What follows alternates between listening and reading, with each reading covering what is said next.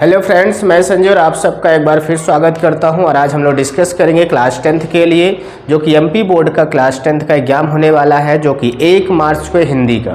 तो आखिर हिंदी में कितनी इकाइयों में सिलेबस दिया गया है और आपको कैसे तैयारी करना है, ये विधिवत हम लोग आज जानेंगे। इकाई बार जो सिलेबस दिया गया है आपका, इकाई कई सारी इकाइयों में है और किस इकाई से कितने नंबर का आना है और क्या पढ़ना है उसमें, आखिर हमको सबसे पहले यही जानना चाहिए। ठीक है, तो चलिए हम लोग समझते हैं, उसके बाद आप लोग उसके हिसाब से अगर आप तैयारी करते हैं तो आप अच्छे नंबर ला सकते हैं। तो चलिए हम लोग देखते हैं सबसे पहले जो इकाई फर्स्ट दी गई है ये, और इकाई इसी प्रकार आपकी सेकंड दी गई है। हम लोग इसके बारे में अभी डिस्कस करेंगे और इसको समझेंगे। इकाई पहले देख लेते कितनी इकाइयाँ हैं। तीसरी इकाई दी गई है, चौथी इकाई दी गई है, ये आपकी 5 और 6 7 8 इकाई टोटल दी गई है, जो कि 8 पार्ट में आपके सिलेबस बटा हुआ है हिंदी का। तो आप इसको कैसे पढ़ेंगे और कैसे समझेंगे कि आपको ये पूरा अच्छे से समझ में आ जाए। तो चलिए देखते हैं। सबसे पहले हम लोग इसको इकाई जो फर्स्ट आपका दिया गया है क्षितिज भाग 2, जो भाग 1 है वो 9th में होगा। क्षितिज भाग 2 जो दिया गया है, इसको हम लोग समझते हैं क्या कैसे हैं। देखिए इसमें जो आपका सबसे पहले दिया गया इकाई 1 में दिया गया है पद्य साहित्य का इतिहास। आपको इसको बिल्कुल इग्नोर नहीं करना है, क्योंकि 4 नंबर में अक्सर आया करता है। देखिए यहाँ पे ऑब्जेक्टिव और ये आ रहा 4 और यहाँ पे आ रहा 1। इसको भी हम लोग समझेंगे कौन कितने नंबर का आ रहा। देखिए यहाँ पे 1 नंबर के 6 आ रहे हैं, ऑब्जेक्टिव आ रहे हैं, 2 नंबर के 4 आ रहे हैं, 3 नंबर का 1 आ रहा है। देखिए कितना सारा है। पद्य साहित्य का इतिहास है, काल विभाजन इसी का, पद्य साहित्य का जो काल विभाजन है कि पहले भारतेंद्र युग आया कि द्विवेदी युग आया, ये सारी चीज़ें इसमें आता है। रीत काल, आधुनिक काल, प्रयोगवाद, प्रगतवाद, नई कविता का इसमें आपका पूरा इसमें दिया गया। इससे एक क्वेश्चन आपका पक्का बनना है, ये आप लोग बिल्कुल जानते रहिए, क्योंकि हर बार ये पेपर में आता है। तो पद्य साहित्य का इतिहास बहुत बच्चों को कठिन लगता है, वो बच्चे याद नहीं करते। रीत काल है, आधुनिक काल है, प्रयोगवाद, प्रगतवाद, नई कविता। कवि परिचय से आपका एक क्वेश्चन बनता है, कवि परिचय से। भावार्थ, ये संदर्भ, प्रसंग, भावार्थ, काव्य सौंदर्य, संदर्भबोध तथा भाव एवं विषय वस्तु पर आधारित प्रश्न, इसमें से आधारित प्रश्न भी आएंगे। और इसमें से शब्दार्थ, भाव लिखने के लिए आपसे भावार्थ लिखने के लिए आता है कि संदर्भ प्रसंग सहित व्याख्या कीजिए। वो आपका एक क्वेश्चन बनेगा, एक कवि परिचय से बनेगा और एक आपका रीतकाल से बनेगा। इस प्रकार से और भी आपके छोटे छोटे इसमें से बनेंगे क्वेश्चंस, जो कि 2 नंबर के 4 क्वेश्चन आने वाले हैं। यानी कि आपसे अथवा में मिला लो तो 4 दूनी 8 हो जाएंगे। और एक 3 नंबर का आएगा, जो कि 3 नंबर में आपका कवि परिचय आ सकता है और अथवा में आपसे आ सकता है रीतकाल या फिर आपका आधुनिक काल, प्रयोगवाद, प्रगतवाद की विशेषताएं। 2 कवियों के नाम साथ में आ जाता है, 3 कवियों के नाम लिखने के लिए। ठीक है, ये आपका पहली यूनिट की बात हो गई। पहली यूनिट में क्या क्या दिया गया है ये हमने देख लिया। ठीक है, तो चलिए आपके दूसरी यूनिट में देखते हैं क्या क्या दिया गया है। देखिए दूसरी यूनिट में दिया गया है इकाई 2 में काव्य बोध दिया गया है, जो कि पूरा ये व्याकरण पार्ट होता है व्याकरण का। इसमें क्या क्या दिया गया है ये देख लेते हैं। काव्य की परिभाषा एवं भेद दिया गया है। काव्य की परिभाषा आपको लिखना है और ये जानना है इसके भेद कितने होते हैं, ये आपको याद करना है। प्रबंध काव्य के भेद इस चैनल पे हमने ऑलरेडी डाल रखा है। यदि आप लोग फिर से कहेंगे तो हम इसको कंटेंट को आपको तैयार कर देंगे और इसमें हम लोग अपलोड कर देंगे, ताकि आपके लिए हो जाए। प्रबंध काव्य क्या है, मुक्तक काव्य क्या है, ठीक है, श्रव्य काव्य क्या है, दृश्य काव्य क्या है, सब चीज़ काव्य की परिभाषा के अंदर, भेद के अंदर आ जाता है। और इसमें मेन क्या, प्रबंध काव्य के भेद भी आपसे इसमें पूछा हुआ है। और फिर उसके बाद रस आ जाता है। रस के बारे में दिया गया है कि रस क्या होते हैं, इसके अंग और प्रकार उदाहरण सहित आपको याद करना है। क्या करना है, उदाहरण के साथ आपको याद करना है। और इसको ये आपका एक क्वेश्चन जरूर आता है। छंद दिया गया है, दोहा और चौपाई मेन। छंद में क्या पढ़ना है आपको, दोहा और चौपाई ही केवल पढ़ना है, उसके अलावा नहीं पढ़ना है, यही आपके सिलेबस में दिया गया है। अलंकार में देखें तो मानवीकरण, पुनरुक्त प्रकाश, अतिशयोक्त, अन्योक्त अलंकार, ये चीज़ें आपकी 1 2 3 4 दिया गया है इसमें से। और कुछ आपके जो अनुप्रास है, यमक है, श्लेष है, इनको थोड़ा बहुत देख लेना है, कभी कभी आ जाते हैं। तो ये अलंकार हो गए आपके। रस छंद अलंकार में से एक सवाल आएगा, एक अथवा में आएगा, यानी कि 2 में तीनों में से एक आता है और इधर से बनता है। देखिए आपके यहाँ पे 2 सवाल केवल है ही, 2 नंबर के 2 आएंगे, छोटे छोटे आएंगे, और 6 नंबर का ऑब्जेक्टिव आएगा। इससे टोटल 10 नंबर का काव्य बोध से आएगा। कितने आएगा काव्य बोध से, 10 नंबर का आपका आएगा इससे। ठीक है, बिल्कुल। आगे देखते हैं हम लोग, इकाई 3 देख लेते हैं। इकाई 3 में क्या दिया गया है। इकाई 3 जो दिया गया है आपका क्षितिज भाग 2 से गद्य खंड, उसका पद्य खंड हो गया, अब गद्य खंड आ गया है। तो गद्य की प्रमुख एवं गौड़ विधाएं दिया गया है। विधा यानी कहानी, एकांकी, रिपोर्टाज, डायरी, ये सब चीज़ें क्या होती हैं, रेखा चित्र क्या होता है, कहानी और नाटक क्या होते हैं, सब चीज़ें इसमें आपसे गौड़ विधाएं में से पूछा जाएगा।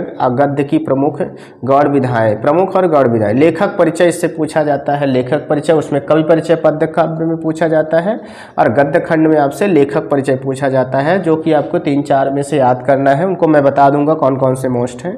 उसके बाद व्याख्या दिया गया, संदर्भ प्रसंग व्याख्या विशेष, संदर्भ प्रसंग व्याख्या भी इसका आता है, और जो कि आपसे बनना चाहिए, इसको भी हम लोग कर लेंगे। उसके बाद दिया है विषय वस्तु एवं विचार बोध पर आधारित प्रश्नोत्तर दिया गया है, इसमें प्रश्नोत्तर जरूर आएगा। यानी कि देखिए इसमें 2 नंबर के 4 आ रहे हैं और एक 3 नंबर का आ रहा है। टोटल 5 नंबर आपके 5 क्वेश्चन आ रहे हैं टोटल। तो ज़्यादा बड़े बड़े क्वेश्चन नहीं आ रहे हैं, छोटे छोटे ही आ रहे हैं, तो आप आसानी से इनको याद कर सकते हैं और जान सकते हैं। ठीक है, आगे देखिए क्या क्या है। इकाई 4 में दिया गया है आपका, इकाई 4 में दिया गया है भाषा बोध दिया गया है। ठीक है, भाषा बोध में क्या क्या दिया गया है आपका, भाषा बोध से क्या पढ़ना है आपको, संधि एवं समास पढ़ना है। संधि समास आपको अच्छे से आना चाहिए, मैं आपको पढ़ा दूंगा। भेद एवं उदाहरण आपको करना चाहिए। वाच्य, वाच्य भी पढ़ना है। क्रिया के भेद आपको जानना है एवं क्रिया विशेषण देखना है क्या क्या होते हैं। ठीक है, ये आएगा। मुहावरे एवं लोकोक्ति आ जाता है 2 नंबर में। अनेकार्थी शब्द आ जाता है। वाक्यांश के लिए एक शब्द आता है, जैसे पूजा करने वाले को क्या कहते हैं, पुजारी कहते हैं। ऐसे वाक्यांश के लिए एक शब्द आ जाता है। वाक्य के भेद आ जाते हैं। वाक्य के भेद, सरल वाक्य, मिश्रित वाक्य, है ना, ये संयुक्त वाक्य, ये आपके अर्थ के आधार पे आपको पढ़ना है। किसके आधार पे, प्रयोग के आधार पे नहीं, अर्थ के आधार पे आपको पढ़ना है। शब्द शक्ति क्या होती है, शब्द गुण क्या होता है, मैंने ऑलरेडी पढ़ा रखा है, आप वहाँ से देख सकते हैं, या फिर से करा दिया जाएगा। शब्द शक्ति और शब्द गुण का समान परिचय आपसे कराने के लिए कह रहा है। इससे टोटल 8 नंबर का आएगा, ज़्यादा नहीं आ रहा है। ठीक है, इकाई 3 में 17 नंबर का आपका आ रहा था, जो कि इसमें बहुत ज़्यादा मोस्ट था। ये देखिए इसमें 2 नंबर के 6 क्वेश्चन आएंगे, बहुत ज़्यादा 2-2 नंबर के इसमें क्वेश्चन बनते हैं। एक बनेगा 3 नंबर का बनेगा आपसे। ठीक है, 3 नंबर का बनेगा, जो कि आप कर सकते हैं आसानी से। चलिए देखते हैं, आगे देखते हैं। इकाई 5 की बात करते हैं हम लोग, उसमें से क्या आएगा इकाई 5 में से। ठीक है, इकाई 5 में क्या दिया गया है और 6 में 7, 8 में क्या दिया गया, ये भी हम लोग देख लेते हैं। ठीक है, इकाई 5 में दिया गया है आपका कृतिका भाग 2। कृतिका एक लगती है आपके हिंदी 2 लगती हैं। पूरक इसको बुक बोला जाता है। पूरक पाठ्य पुस्तक से विविध पाठों पर आधारित प्रश्न दिया गया है, जो कि 2 नंबर के 6 आएंगे, एक 3 नंबर का आएगा। ठीक है, एक 3 नंबर का आएगा, और ये 2 नंबर के 6 क्वेश्चन आएंगे। बहुत ज़्यादा आ रहा है, यानी 8 नंबर, ये भी कम नहीं होते हैं। आपको 8 नंबर इससे आ रहे हैं तो 8 नंबर इससे भी आ रहे हैं, आपको बराबर इसको भी ध्यान देना है।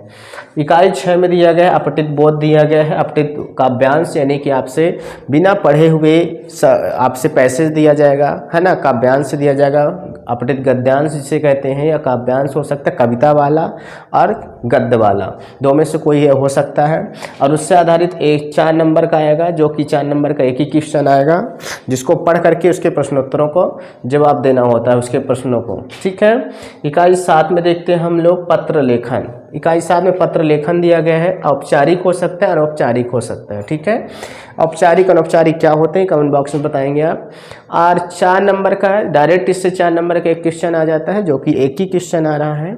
ठीक है, इकाई 8 दिया गया है आपसे अनुच्छेद लेखन, संवाद लेखन, ये दिया गया है आपसे विज्ञापन लेखन, सूचना लेखन, निबंध, ये चीज़ें आपसे अब अनुच्छेद आने लगे हैं। पहले ये चीज़ें नहीं था, विज्ञापन लेखन, सूचना लेखन, ये अब आने लगे हैं। और आपसे निबंध लेखन जरूर आएगा, रूपरेखा सहित आएगा। ठीक है, जो कि 7 नंबर का टोटल आएगा, और इससे एक आएगा आपसे 4 नंबर का, एक आएगा 5 नंबर का।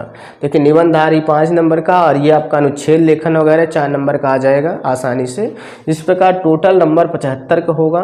30 नंबर के 2 नंबर वाले आ रहे हैं, 3 नंबर वाले 24 नंबर का आ रहा है, 4 नंबर वाले 9 नंबर के, और ये आपके 12 इस प्रश्नों की संख्या है, सॉरी, है ना, ये आपके नंबर है टोटल, ये दिया गया है। इस प्रकार आपके 23 क्वेश्चन टोटल इधर से अगर जोड़ेंगे तो 23 क्वेश्चन टोटल आ रहे हैं।